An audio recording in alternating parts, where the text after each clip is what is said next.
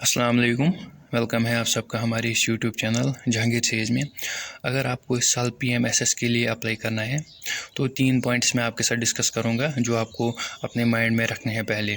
तो चलिए वीडियो को स्टार्ट करते हैं। उससे पहले अगर चैनल पे नए हो चैनल को सब्सक्राइब करना, और अगर आप चाहो तो टेलीग्राम ग्रुप में भी जुड़ सकते हो, लिंक आपको नीचे डिस्क्रिप्शन बॉक्स में मिलेगी। तो चलिए वीडियो को स्टार्ट करते हैं।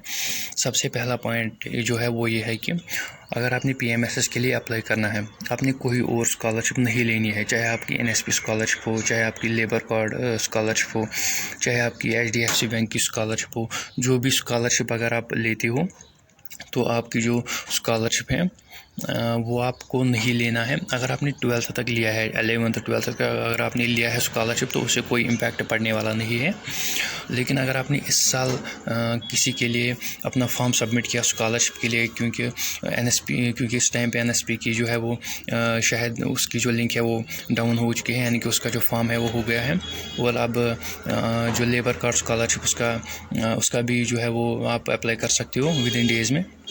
तो अगर आपने इस साल किसी भी स्कॉलरशिप के लिए अप्लाई किया है तो उसको आप कैंसिल कराना। अगर आपने नहीं किया है तो कोई भी स्कॉलरशिप के लिए आपको इस साल अप्लाई नहीं करना है, क्योंकि बाद में फिर क्या होता है, जैसे ही आपको कॉलेज मिलेगा फिर आपकी जो है वो डुप्लीकेशन प्रोसेस होती है।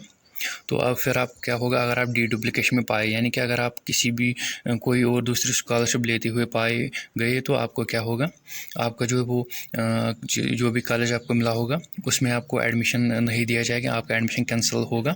दूसरा, जितनी भी स्कॉलरशिप आपने PMSSS से ली होगी वो आपको सारा रिफ़ंड करना होगा PMSSS को। तो ये एक इम्पॉर्टेंट पॉइंट है। स्कॉलरशिप आपको कोई और नहीं लेनी है, कोई भी। अगर आपको एक भी रुपया मिलता है कहीं से स्कॉलरशिप से तो कोई भी स्कॉलरशिप आपको नहीं लेनी है, आपको बस PMSSS की स्कॉलरशिप ही लेनी है। दूसरा ये है कि अगर आप इस साल CUET में अपेयर हुए हो या अगर आप नीट में अपेयर हुए हो तो आपको ज़रूर इसको मेंशन करना। जिस टाइम पे आप अपना एप्लीकेशन फॉर्म भरोगे तो उस टाइम पे आपको ज़रूर इसमें मेंशन करना है कि हाँ, मैं इसमें अपेयर हुआ हूँ, CUET में, मैं नीट में अपेयर हुआ हूँ, या किसी भी कॉम्पिटिटिव एग्ज़ाम में अगर आप अपेयर हुए हो तो उसको आपको ज़रूर इसमें मेंशन करना है। तीसरा ये है कि आपके जो डॉक्यूमेंट्स हैं वो आपको क्लियर होने चाहिए। आपका आधार कार्ड उसमें लगता है, आपका 12th मार्कशीट लगती है।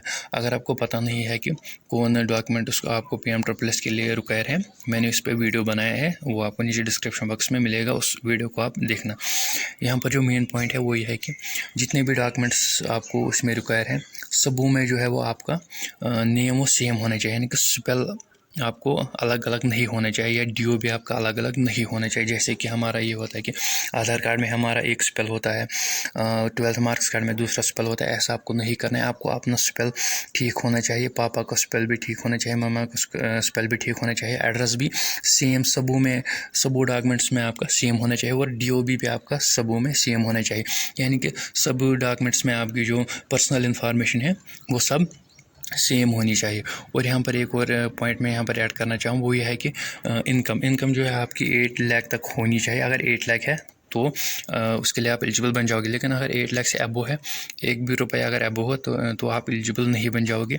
दूसरा ये है कि आपकी जो जो आपकी इनकम है उस पर ये मेंशन होना चाहिए कि वो स्कॉलरशिप के लिए है। दूसरा उसमें ये इंपॉर्टेंट पॉइंट है कि आपकी जो इनकम है उसे 6 महीने से ज़्यादा नहीं होने चाहिए बने हुए, क्योंकि जो इनकम है वो सिर्फ 6 मंथ के लिए ही वैलिड रहती है। तो अगर आप मेरा मानो आप अब जो है वो इनकम बनाना है, आप अप्लाई करना इनकम के लिए, क्योंकि आपके फॉर्म जो है वो जल्द आने वाले हैं।